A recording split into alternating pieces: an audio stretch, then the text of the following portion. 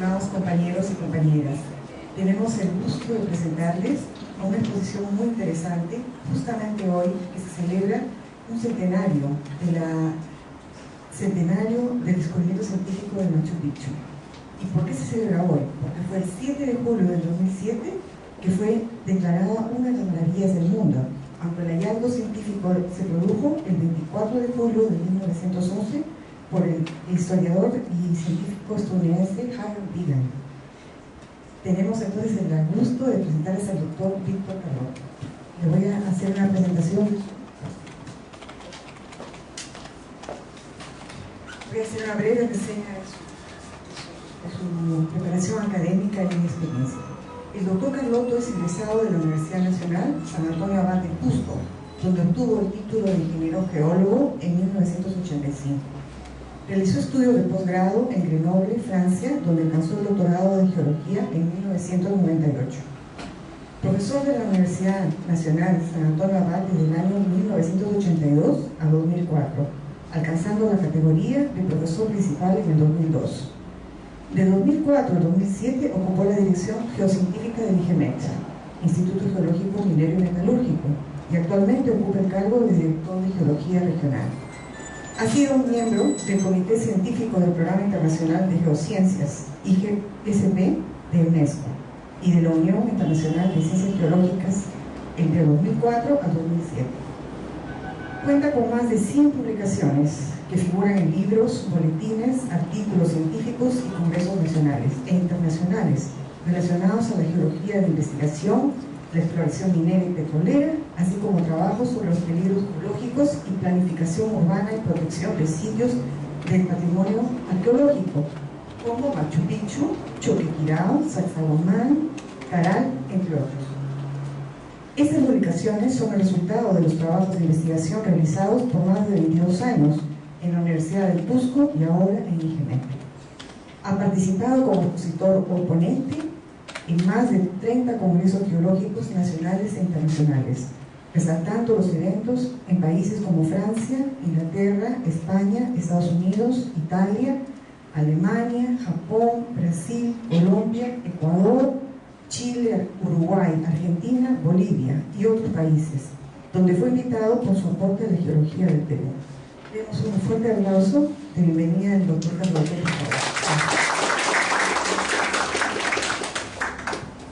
Buenos días, muchas gracias por la invitación. Es un honor poder hacer una presentación a los 100 años del descubrimiento científico de Machu Picchu. Los avances del conocimiento geológico de Machu Picchu están sintetizados en esta publicación realizada por IGMET con la colaboración de la Universidad de Cusco, y cuyo título es La geología en la conservación de Machu Picchu. Ahí se hace una reseña de todos los estudios geológicos, cuyo primer trabajo es realizado por Carlos Caracatobis, geólogo de Cusco, el día fallecido. En este libro ponemos los resultados de todas nuestras investigaciones, igualmente las investigaciones llevadas a cabo por las misiones extranjeras, particularmente del año 2000 al 2005, y las conclusiones y recomendaciones para proteger este sitio patrimonio. El santuario histórico de Machu Picchu incluye, es un patrimonio cultural y natural de primer orden declarado por UNESCO el año 82, incluye la ciudad inca, los caminos inca, todos los sitios arqueológicos que están aquí, la flora, la fauna y 32.000 hectáreas de este territorio bastante accidentado. En efecto, Machu Picchu se localiza en plena cordillera oriental, al norte del Salcantay, y además se halla atravesada por el río Vilcanota Urubamba, que forma el cañón del mismo nombre. En el detalle podemos ver Machu Picchu casi en el corazón de la cordillera oriental, pero siempre nos preguntamos por qué Machu Picchu, estando ahí, tiene un clima muy particular, tipo seca y selva, que le da pues parte de esta maravilla.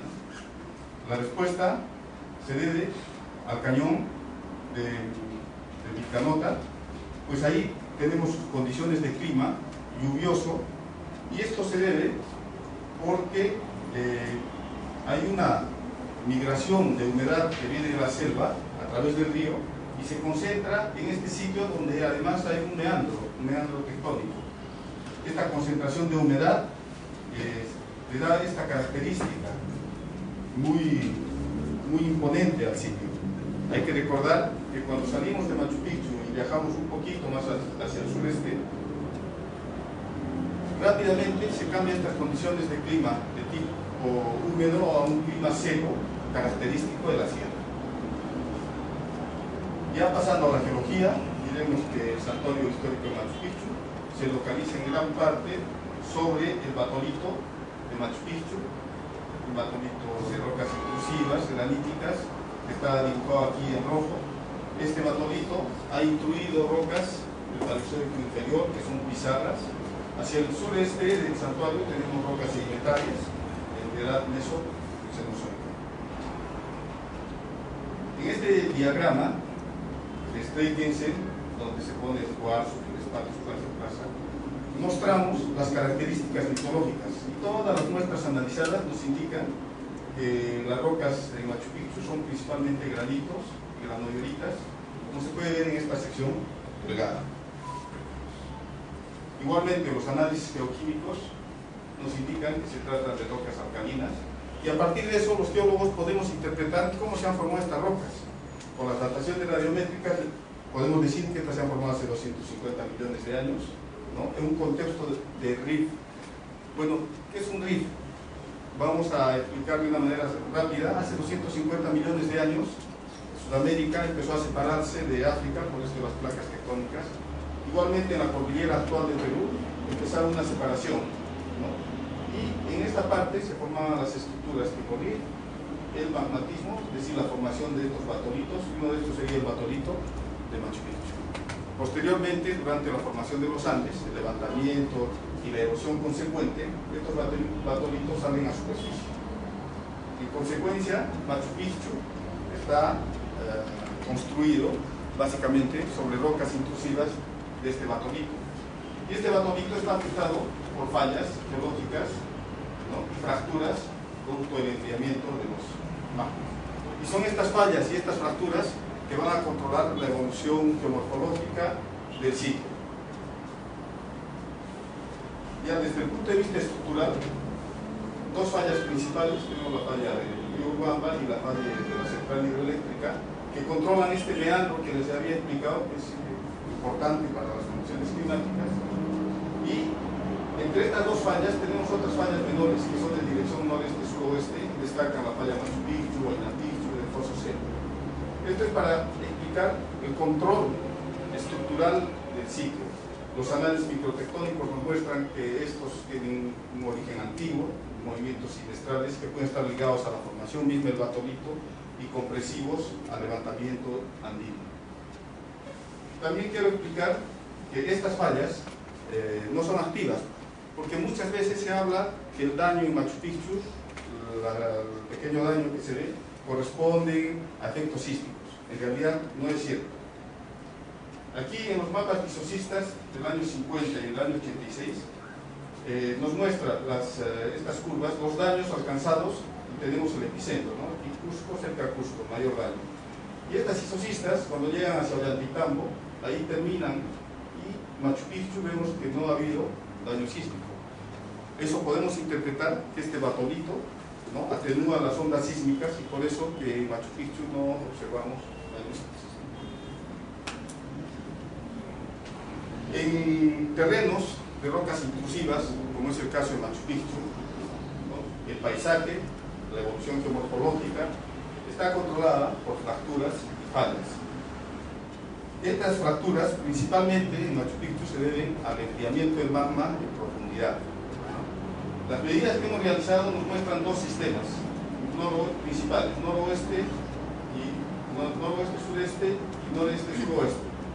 La intersección de estas fracturas nos produce unos bloques más o menos paralelos. Cuando se formaba este batolito en profundidad, ya teníamos estos bloques, y cuando estas rocas salen a superficie, se quitan de esta presión que tenían encima, todo lo que se ha erosionado, y estos bloques tratan de separarse, y luego, ayudados por la gravedad del intemperismo, forman ya estos bloques desprendidos, ¿no?, de estas formas, y que nosotros conocemos con el nombre de caos granítico. Machu Picchu, antes de la llegada de los incas, era un verdadero caos granítico. En el siguiente gráfico voy a mostrar de manera simple cómo en Machu Picchu se ha formado este caos granítico. Este es un perfil, una sección del cerro, y ahí vemos que los granitos que están afectados por fallas y fracturas son afectados por las aguas de lluvias que han penetrado estas fracturas y han tratado de separar estos bloques ayudados por la gravedad. Y en consecuencia se ha formado el caos granítico. Entonces, es así como se hallaba el sitio cuando llegaron los incas. ¿Y qué es lo que hicieron? Lo primero que hicieron fue estabilizar el lugar. Construyeron andenes, terrazas y plataformas. Y luego recién empezaron a hacer las construcciones de sus viviendas, sus templos, sus palacios. Tal como se puede apreciar en esta fotografía, donde vemos las terrazas y parte del caos granítico. Es decir, que en este sector no se había concluido de estabilizar el sitio. Y la siguiente fotografía, que nos muestra de una manera más clara este sitio del caos granítico, que es conocido como la cantera. Pero en realidad, Machu Picchu, antes de la construcción, era todo un caos granítico y tenía esta forma. Y aquí podemos ver cómo los incas estabilizaban el sitio con sus andenes. Podemos apreciar también que esta parte de la ciudad nunca fue terminada. Durante la ocupación inca, todo este sistema de andenes, terrazas, fue conservado con un sistema de drenajes que permitía evacuar las lluvias, que son abundantes en este clima que les expliqué, que es del tipo ceja de selva. En la actualidad, la mayoría de estos sistemas no están conservados, no se han recuperado, y además las viviendas no tienen techos, a excepción de estos que han quedado como modelo.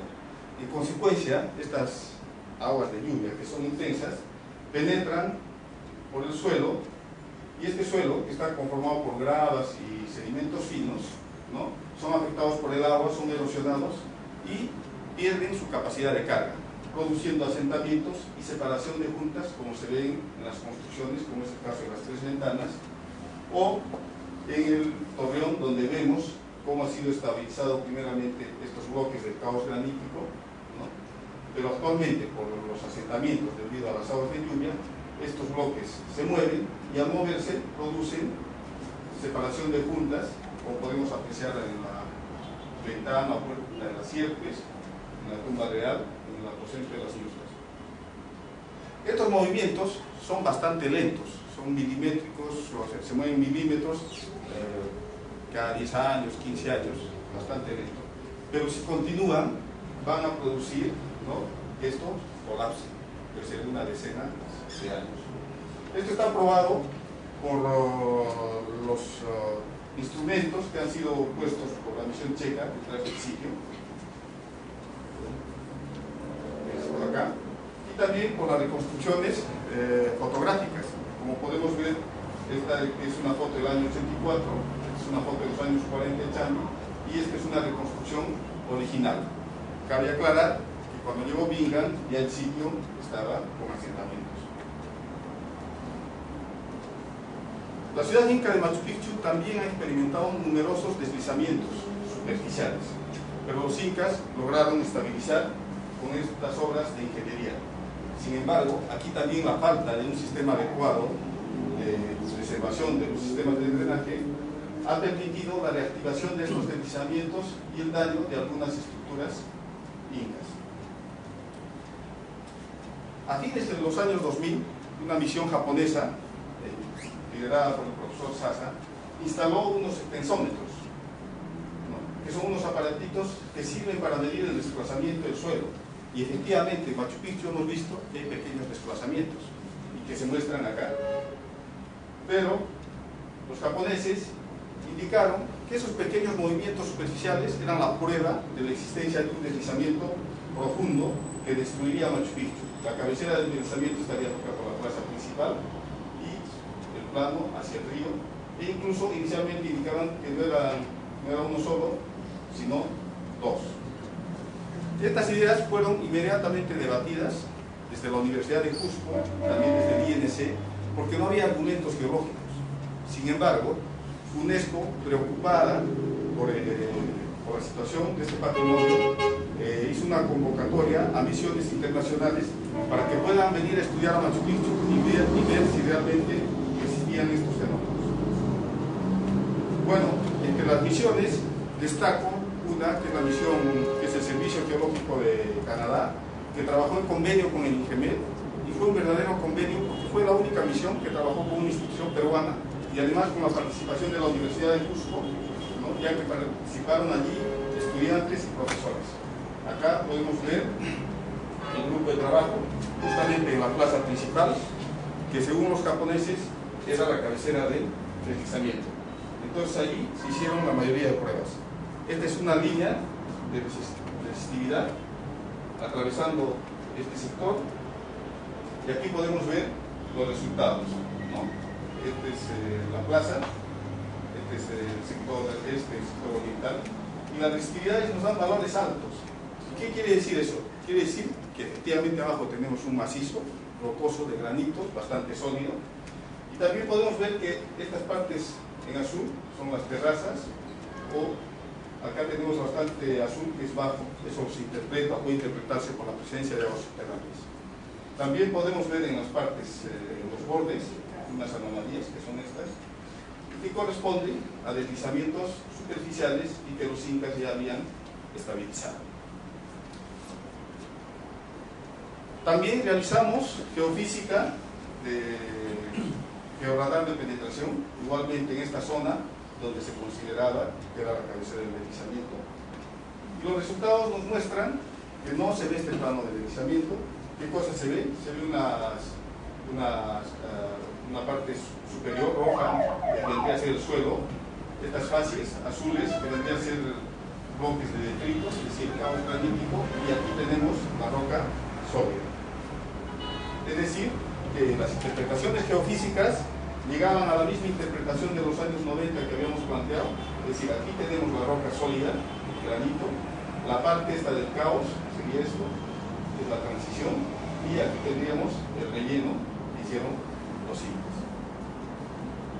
También en INGEMED hicimos el estudio geomecánico de estabilidad de taludes. Este trabajo estuvo liderado por Lionel Fidel, y se trabajó el deslizamiento supuesto que planteaban los japoneses. Se hizo todo el trabajo estructural, el macizo rocoso, el análisis, se tomaron datos de parámetros de resistencia al corte y los resultados cinemáticos. Después estos se llevaron a los modelos y se pusieron modelos extremos.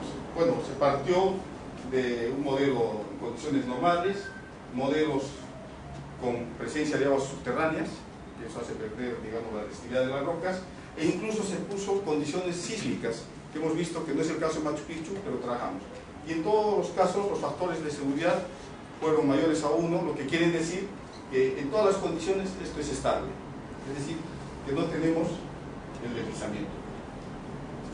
Bueno, todos estos resultados, más los resultados de las misiones extranjeras, fueron expuestos en un taller organizado para tal fin en septiembre del 2005 en Machu Picchu. Voy a mostrar las conclusiones de cada misión, tal como fue escrito por ellos, ¿no? Entonces, el equipo japonés que menciona, es la subida a Machu Picchu, el gran deslizamiento, dice, ellos llaman el bloque 1, el bloque 1 está activo actualmente basado en un monitoreo de deslizamientos. Eso es cierto, la carretera que sube a Machu Picchu siempre tiene sus problemas. Aquí tenemos Machu Picchu en acceso rocoso, que ellos llaman el bloque 2. Dice, son necesarios trabajos posteriores, investigación de campo y monitoreos amplios para evaluar riesgos de deslizamientos en el bloque 2. Y además dicen que la identificación de etapas precursores de deslizamientos ubicados en lo profundo son actualmente uno de los más importantes tópicos en el campo de las ciencias de deslizamiento. Conclusión, ¿ellos qué dicen? Ellos dicen que este bloque se va a deslizar. Efectivamente, los geólogos sabemos que se va a deslizar, pero no sabemos en cuántos miles o millones de años.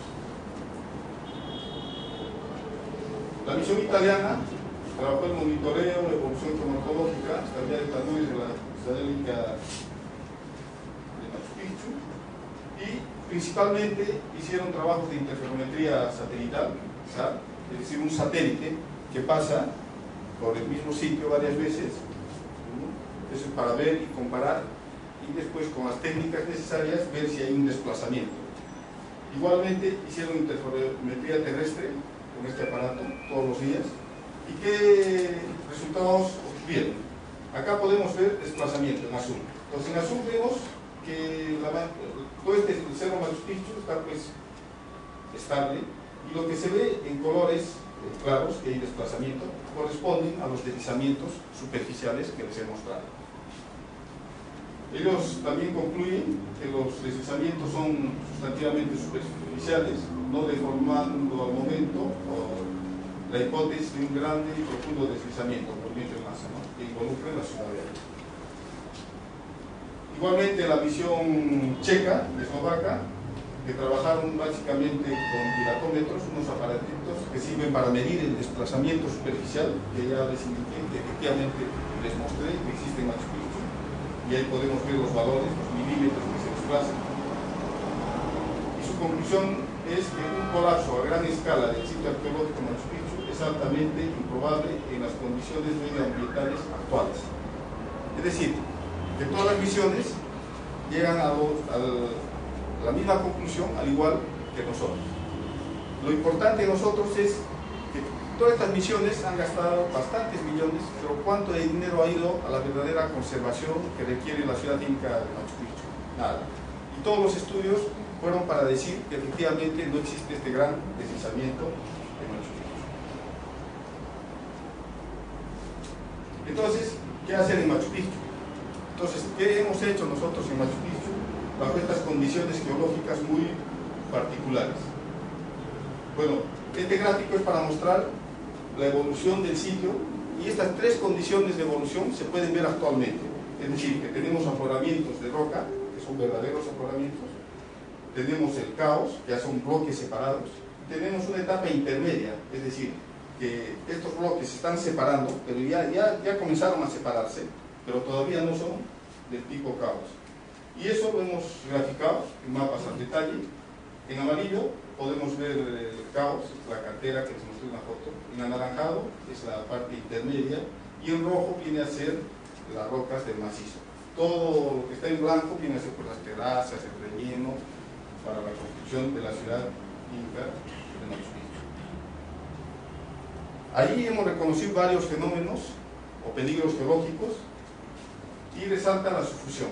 ¿Qué es la subfusión? Es un fenómeno por el cual el agua que penetra al suelo lava los sedimentos finos que están entre las gravas, y este material fino, al ser lavado, produce pues un colapso y estas estructuras circulares. Y si estas estructuras se dan donde están las construcciones, también las construcciones colapsan. Tenemos problemas de erosión superficial por efecto de las abundantes lluvias. Tenemos problemas de asentamientos por pérdida de capacidad de carga al suelo, también en relación al agua. Tenemos deslizamientos, el deslizamiento del cerro Machu Picchu, que es un deslizamiento activo de la ciudad destacada. Tenemos zonas con caídas de bloques, ¿no? Tenemos rotaciones, movimientos lentos de la arena. Todo eso ha sido graficado en un mapa, que lamentablemente no se ve acá. Y además se ha hecho una reconstrucción de los sistemas de drenaje inca que están funcionando en la actualidad y los que no funcionan. El objetivo es la recuperación de este sistema. ¿Por qué? Porque estamos viendo que el principal problema en Machu Picchu se puede resumir en una palabra, es el agua. Y esto es ayudado por la gravedad. En consecuencia, las recomendaciones que hemos venido haciendo y que el INC viene trabajando es la realización de pisos impermeables, ya que las construcciones no tienen techo. Entonces hay que hacer pisos impermeables, pero estos deben tener pendientes adecuadas y llevar a los sitios de drenaje originales. Y además tiene que haber una recuperación de todo el sistema de drenajes incas, que no es el caso actualmente. Igualmente en Intihuatana, ahí están las recomendaciones para los drenajes.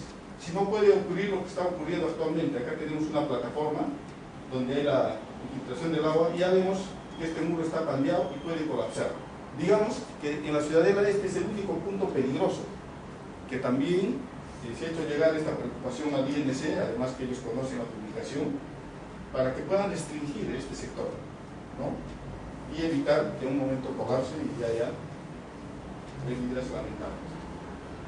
El sector oriental es uno de los sectores menos conservados, con mayor daño, como se puede ver acá, producto de la fusión, e igualmente nosotros hemos hecho las recomendaciones del caso.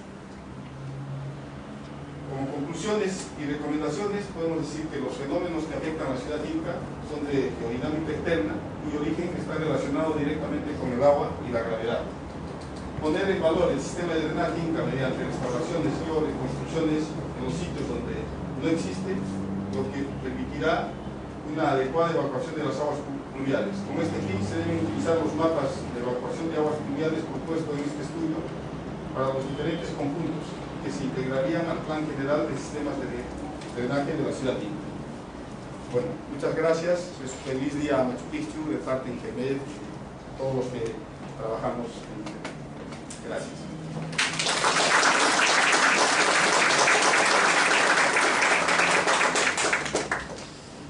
Agradecemos a todos su asistencia y quisiéramos preguntarles si tienen alguna pregunta, alguna consulta que ya hacerle al doctor.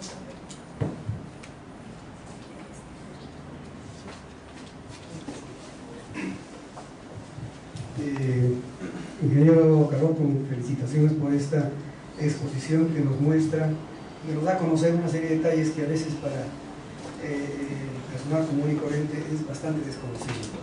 Pero quizás la pregunta sea, con estas recomendaciones que se han efectuado de los principales problemas que afectan a la ciudadela, ¿hay alguna acción que se está viendo, se está llevando a cabo, algún programa de implementación de las recomendaciones dadas por estos, tanto por INGEMED como por estas organizaciones internacionales? Bueno, yo voy a aprovechar por su pregunta para partir de un hecho importante. El año 2007, UNESCO está a punto de declarar a Machu Picchu sitio patrimonio en peligro, por muchas razones, ¿no? Problemas de aguas calientes, turismo, y también por los problemas geodinámicos y de conservación del sitio. La publicación del libro y la entrega al INC ha sido un argumento fundamental para que en la parte geológica UNESCO vea que se están haciendo los trabajos necesarios, ¿no? Y se mostró que sí había el interés y las investigaciones por instituciones peruanas.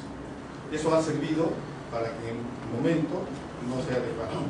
Ahora sabemos que nuevamente hay ese peligro, que no sabemos el detalle, si estarán incluidos estos problemas. De hecho, nosotros siempre hemos estado en coordinaciones con el INC. Esta publicación es el resultado de muchos años de trabajo, un trabajo conjunto con el INC. La mayoría de recomendaciones lo están haciendo. El problema son recursos. Lo que se está trabajando muy bien en Machu Picchu es el sitio de mayor afluencia de turistas, donde está el templo principal, de Ventanas, el Tihuatán, el Torreón, que es el circuito turístico, más no los sectores como la parte oriental. Para eso necesitamos mayores recursos que deben venir del Estado peruano o de instituciones extranjeras. Entonces, en conclusión, normalmente nosotros siempre estamos coordinando con el INC o el ex-INC para los trabajos, ¿no?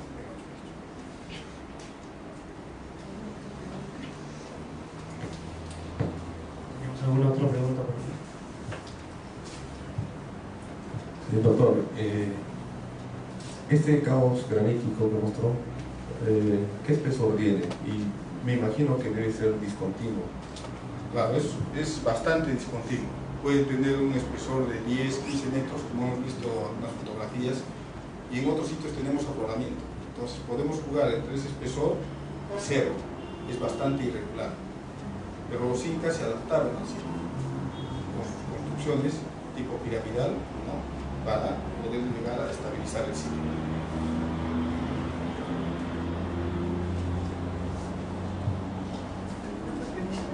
¿Alguna otra persona que quiera preguntar?